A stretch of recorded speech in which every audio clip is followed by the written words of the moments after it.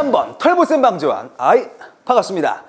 우리 기출 공식을 살펴보기에 앞서서요, 맨 위에 있는 연표를 잠깐만 좀 보도록 하겠습니다. 1896년 아관파천부터 1910년 대한제국이 나라를 빼앗기기 전까지 그야말로 이 짧은 그러나 굵은 내용들이 많이 나오는 내용이라고 먼저 좀 말씀을 드리고 싶고요. 과연 어떤 내용들이 주로 출제가 되었을까? 가장 먼저 기출공식 첫 번째, 바로 애국개몽운동 단체의 대표 독립협회와 식민회를 잘 알아달라, 그런 내용이고, 우리 또 두 번째로는요, 아까도 얘기했다시피 나라를 빼앗기는 그 과정이 쭈루루룩 나와 있을 겁니다. 그걸 역시 순서대로 잘 기억하셔야 하는데, 특히나 중간에 구멍을 뚫어서 여기에 들어간 사건은 뭘까요? 하고 물어보는 내용들이 자주 출제된다는 거, 그거 하나 좀 언급을 해드리고 싶습니다. 그리고 우리 세 번째로는 국채보상운동을 좀 이야기할 수 있겠는데요. 자주 시험에 나오는 것과 동시에 이 나중에 일제강점기로 넘어가면 우리가 물산 장려운동을 공부하거든요. 요거 괜히 두 개가 내용이 상당히 비슷하기 때문에 헷갈려하는 사람들이 많습니다. 그거 좀 주의해달라는 말씀을 먼저 드리고, 우리 네 번째 갈래로는 근대 문물의 수용이 되겠는데요. 여기에선 정말 다양한 문화재들이 등장을 합니다. 이러한 것들이 일제강점기가 펼쳐지기 바로 직전의 상황에 만들어진 그런 것들이구나. 이런 것들을 포인트로 삼아달라는 부탁의 말씀을 드리면서 우리 바로 독립협회에 대한 활동으로 점프 뛰어보겠습니다. 가장 먼저 이 독립협회부터 좀 살펴볼 텐데요. 이 고종임금께서 러시아 공사관으로 피신을 갔던 그 시기에 만들어진 단체입니다. 여러분들 한번 상상을 해보십시오. 러시아 입장에서 야, 고종임금 우리한테 왔으니까 조선 것 좀 뜯어 먹어야겠다, 하나씩 이권을 뜯어가는 그런 모습 상상되지 않습니까? 실제로도 러시아가 그렇게 하나씩 뜯어 먹습니다. 이에 대해 반대를 하면서 서재필이 주도함으로써 이렇게 독립협회가 그 모습을 드러내는데요. 이 시험 포인트는 당연히 이 독립협회가 어떠한 활동들을 했는지 자세하게 파악하는 것, 그것부터 출발을 합니다. 가장 먼저 이 독립신문을 간행합니다. 최초의 민간신문이기도 하고 영어로도 간글로도 쓰여 있었다. 독립신문 반드시 기억해 주시고요. 그 다음으로는 우리가 청나라로부터 독립을 해야만 한다라는 그런 의지가 담겨 있는 독립문도 여기에서 이렇게 건축을 해 올리게 됩니다. 그리고요, 아까도 얘기했다시피 이 고종임금께서 어디 가 계십니까? 지금 러시아 공사관에 가 계시죠? 요거에 대해서 러시아 애들이 좀 더 기고만장해져가지고 절영도라고 불리우는 이 섬을 갖다가 빌려달라고 요구를 해옵니다. 이거에 대해서 우리 땅 뺏기는 거 아니야? 라는 그런 의심을 하면서 우리 독립협회가 한바탕 저지운동을 벌이고 성공을 했던 것이죠. 이거 말고도 또 업적들이 꽤 있습니다. 바로 이 만민공동회와 관민공동회인데, 참고로 이 만민공동회는 길거리의 모든 사람, 떼거리로 모여가지고 자신들의 그런 의견을 내놓는 곳이고, 관민공동회는 그런 사람들 플러스 관청에서 일하는 관리들까지 와서 이 토론회를 참가했다. 요 정도로만 정리해 두시면 좋을 것 같습니다. 그리고요, 이 시기 이후에는 고종 임금이 아니라 고종 황제로 쓱 또 황제 국가로 바뀌게 되는데, 그런 고종 황제께 헌의 6조라는 그런 내용들을 담아서 건의로서 올리게 됩니다. 참고로 지금까지 우리가 무슨 패정개혁안이니 14개조 정강이니 쭉쭉쭉 나오는데요. 요 헌의 6조가 독립협회의 활동이었다는 거, 그거 하나만 좀 잘 연결지어서 기억하시면 좋을 것 같습니다. 외우기 조금 어려우시면요, 여러분들 독립하면은 어떤 느낌이 듭니까? 뭔가 달콤한 느낌 들지 않습니까? 그래서 꿀, 헌의 6조, 이렇게 기억하시면 될 것 같습니다. 이렇게 독립협회 바로 오른편에 있는 대한제국에 대한 내용을 좀 살펴보려고 하는데요. 아까도 얘기했다시피 저기 러시아 공사관에 가 계셨던 우리 고종 임금이 다급하게 환궁을 한 이후에 대한제국을 떡하니 선포해버립니다. 뭔가 이런 새로운 출발을 하겠다라는 다짐이었겠죠. 그 이후부터는 우리가 왕이 아니라 황제라는 표현으로 불러드려야 맞습니다. 어쨌거나 이 고종 황제는 여러 가지 개혁 정책들을 이끌어 나가는데, 그 큰 틀을 우리가 광무개혁이라고 부르는 것이고, 그 내용을 보면 가장 먼저 근대적인 토지 소유권을 확립하기 위해서 지계를 발급하기도 했고, 좀 더 황제의 권한을 강화시키기 위한 조치로서 대한국 국제를 반포했다. 이 내용까지만 좀 대한제국에 관련된 내용이구나 하면서 공부하시면 될 것 같네요. 우리 그 다음 과연 우리나라가 어떻게 일본에게 나라를 빼앗겼는지 그 과정에 대해서 하나하나 살펴보겠습니다. 이렇게 대한제국이 선포되고 야, 이거 우리나라 잘 나가나 싶었는데 서서히 일본이 다가오기 시작을 합니다.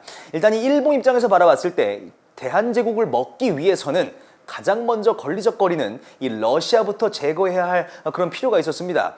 갑자기 러시아는 왜? 라고 물으신다면 우리가 이 문제 12번에서 삼국 간섭이라는 내용을 아마 공부했던 거 기억하실 겁니다. 이때 일본이 청나라 작살내고 랴오둥반도 가져가려던 그때 러시아가 방해하지 않습니까? 이 때문에 일본은 러시아를 원수로 여기면서 한판 승부를 벌이려고 노려봤던 것이죠. 뭐 어쨌거나 이렇게 러시아와 일본이 우리 한반도를 두고 한판 붙습니다. 여기에서 일본은 가장 먼저 우리와 한일 의정서를 체결하는데요. 여기서부터 여러분들 우리나라가 점점 일본에게 빼앗기는 그 과정의 시작점이라고 보시면 될 것 같습니다. 첫 번째, 한일 의정서를 통해서 일본은 우리 한반도의 군사적 요충지를 자기네들 마음대로 쓸 수 있게끔 자기 스스로를 배려했던 것이죠. 그리고 그 다음으로는 1차 한일 협약을 통해서 우리나라의 모든 정치적인 내용들을 갖다가 외국인 고문들로 박아버리겠다, 이런 선언을 해버립니다.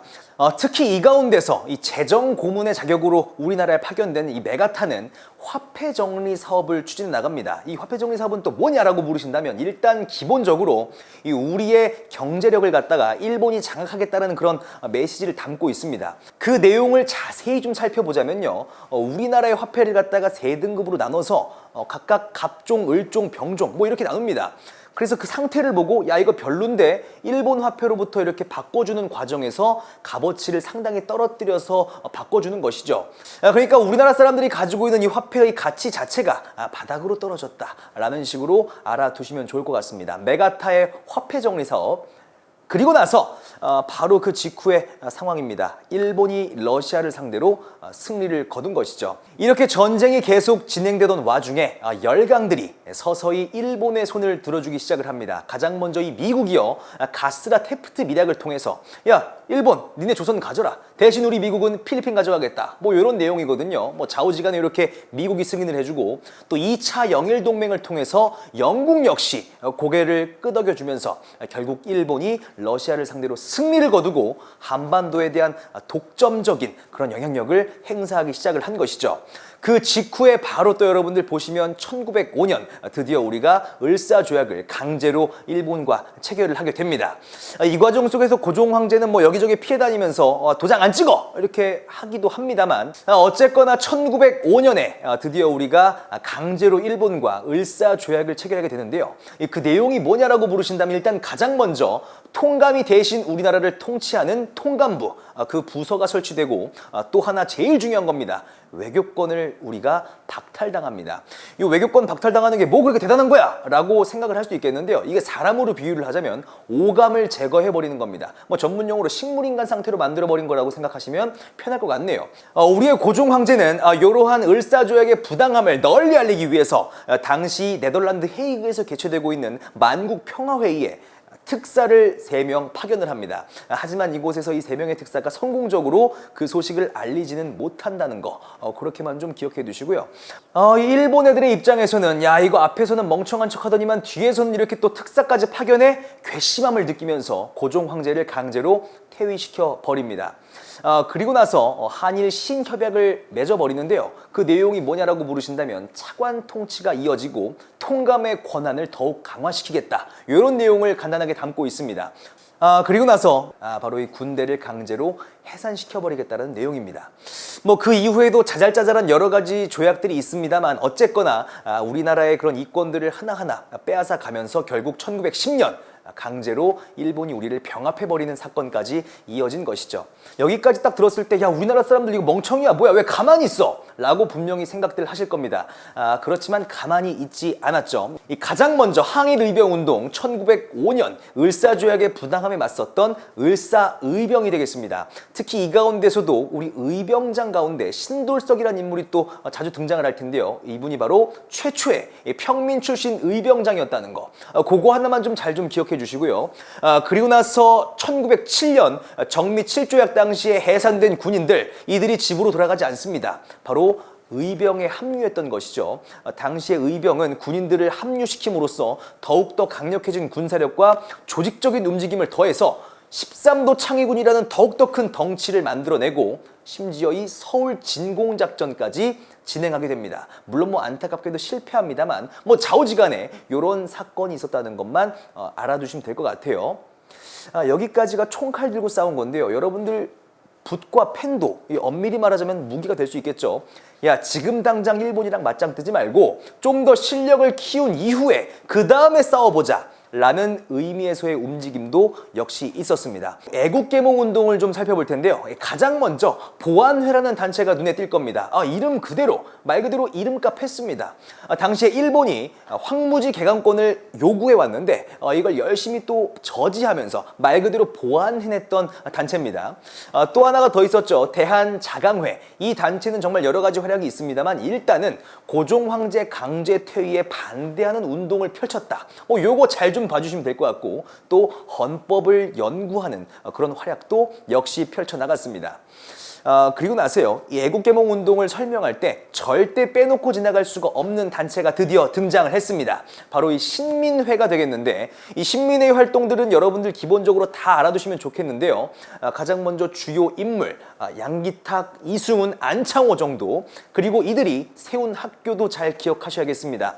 대성학교와 오산학교, 죄다 신민회의 작품이라는 거. 그리고 우리의 산업을 육성시키기 위해서 태극서관과 자기회사까지 쓱쓱 만들어냅니다. 그렇다면 이 신민회가 과연 최종적인 지향점, 마지막으로 바라봤던 그 목표는 무엇일까? 왕도 아니고 황제도 아닌 공화정, 즉 오늘날 우리 대통령이 나라를 다스리는 것처럼 우리가 스스로 대표를 뽑는 그런 제도를 꿈꿨던 겁니다. 공화정, 신민회 쓱쓱 연결시키면 될 것 같아요. 이렇게 신민회 활동에 대해서 공부를 했는데 야, 무슨 뭐 학교 만들고 회사 만들고 이 친구들 싸움 안 하나? 이분들도 싸움합니다. 바로 지금 당장 싸우긴 어렵습니다만 나중에 힘을 길러서 한 방 먹이자라는 그런 의미에서 우리나라 한반도를 기준으로 했을 때 북서쪽 라인에다가 만주 삼원보라는 동네에다가 신흥강습소를 만들었던 것이죠. 참고로 나중에 이 신흥강습소는 신흥무관학교로 발전하기도 합니다. 여기까지가 약간 좀 단체전의 느낌이라면 이번에는 약간 솔로 플레이, 혼자 가서 작살내고 오신 분들입니다. 바로 이 항일 의거 활동이 되겠는데요.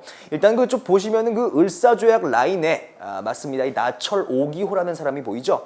이 을사조약 체결에 있어서 앞장섰던 나라를 팔아먹은 5명의 인물을 갖다가 작살내기 위해서 오적 암살단을 조직하기도 합니다. 그리고 밑에 보시면 그 스티븐슨이라는 인물이 보일 텐데요. 이 사람 언제 배웠습니까? 우리가 위에서 국권 침탈 과정에서 1차 한일 협약에서 파견된 외교 고문 아니었습니까? 근데 이 스티븐슨이라는 놈이 저기 지네 나라 미국 돌아가가지고 야, 이 조선 사람들은 이거 일본의 지배에 대해서 너무나도 행복하게 여기고 있습니다 라는 식으로 떠들고 다니다가 결국 장인환 전명훈 의사에 의해서 작살이 났다. 그거 하나 알아두시고요. 조금 좀 오른쪽으로 가보면 1909년이죠. 워낙에 유명한 분이긴 합니다만 바로 이 안중근 의사께서 이토 히로부미, 당시 우리나라의 처음 초대 통감으로 기어왔던 양반을 갖다가 작살을 냈던 사건들까지 알 수가 있었습니다. 그리고 마지막으로 경제적 구국운동이라고 해서 이 돈 가지고 이 짤짤이 가지고 한번 싸워보자 뭐 이런 느낌이라고 보시면 될 것 같습니다.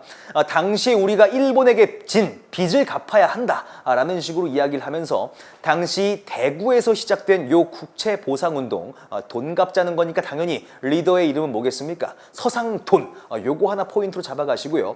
절대 잊으면 안 되는 부분이 있습니다. 바로 이 국채보상운동을 물심양면으로 지원한 신문사 대한매일신보까지 둘 다 6글자니까 좀 기억하기 편하겠죠. 국채보상운동, 대한매일신보 이렇게 짠짠짠 짝지어서 공부하시면 될 것 같습니다. 그리고 나서 우리 다음 파트로 좀 넘어가 볼까요? 근대문물의 수용으로 갑니다. 네, 마지막 갈래로서 우리가 근대문물의 수용을 좀 확인해 볼 수 있겠는데요. 그 첫 번째가 바로 이 신문이 되겠습니다. 일단은 그 제가 본격적인 얘기를 하기에 앞서서 이때가 아직 일제강점기, 그러니까 일본에게 먹히기 직전의 상황이었다. 요거 하나만 좀 전제로 깔고 지나가시면 좋을 것 같습니다. 신문 한 번씩 쭉쭉 볼 텐데 가장 먼저 독립신문, 우리가 독립협회 파트에서 제가 말씀을 드렸었죠. 특히 독립신문은 최초의 민간신문이고 영어도 들어가고 한글도 들어갔다. 요거 하나 쓱쓱 알아두시면 알아두시면 되겠고요. 황성신문에서는 1905년 을사조약이 체결되었던 당시에 장지연이라는 인물이 시일야 방성대곡, 이날 정말 이 목놓아 통곡하노라 라는 그런 내용을 담아서 게재했던 것으로 잘 알려져 있는 신문사입니다. 참고로 밑에 나와 있는 대한매일신보도 방금 얘기한 요 시일야 방성대곡을 게재했다는 거, 그거 하나 또 좀 같이 알아두시면 좋을 것 같아요. 그리고 이 신문에 있어서는 거의 무슨 뭐 주인공 같은 느낌이 듭니다. 요 대한매일신보인데, 참고로 이 대한매일신보는요, 이 영국인이 갖다가 쓱 와가지고 만든 신문사라고 보시면 될 것 같아요. 바로 베델이라는 사람입니다. 그렇기 때문에 이 베델을 중심으로 한 대한매일신보가 국채보상운동 같은 것들을 지원하더라도 일본 사람들이 와가지고 함부로 대할 수가 없었던 겁니다. 뭐 좌우지간에 방금 말씀드린 그 6글자짜리들 반드시 기억해달라는 당부의 말씀을 드리면서 여기까지가 아닙니다. 우리나라에도 슬슬 학교가 하나씩 만들어지기 시작해요. 가장 대표적으로다가 최초의 이 사립학교 원산학사, 그리고 또 관립학교로서 역시 또 최초라는 타이틀을 달고 있는 영재를 육성하기 위한 유경공원까지 쓱쓱 알아가달라는 부탁도 드리겠습니다.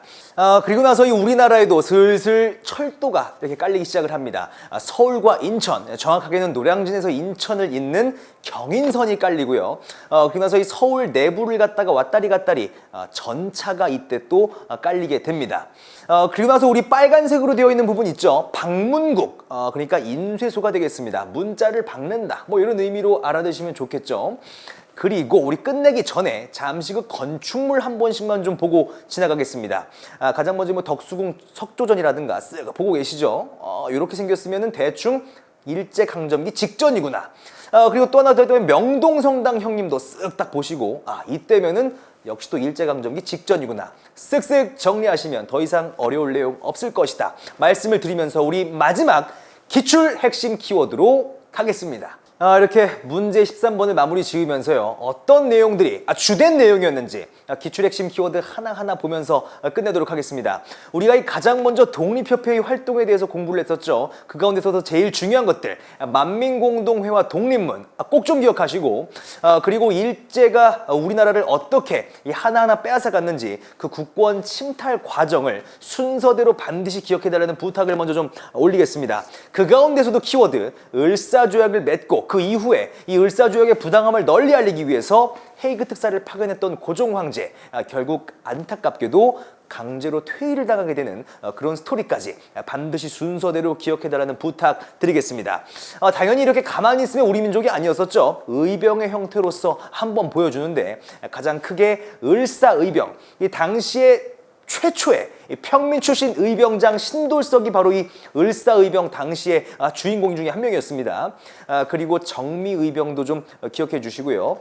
그리고 또 하나 더 있었다면 국채보상운동, 돈 갚는 거, 그리고 이 국채보상운동을 적극적으로 지원했던 대한매일신보 6글자짜리로 잘 기억해달라고 제가 부탁드렸었습니다.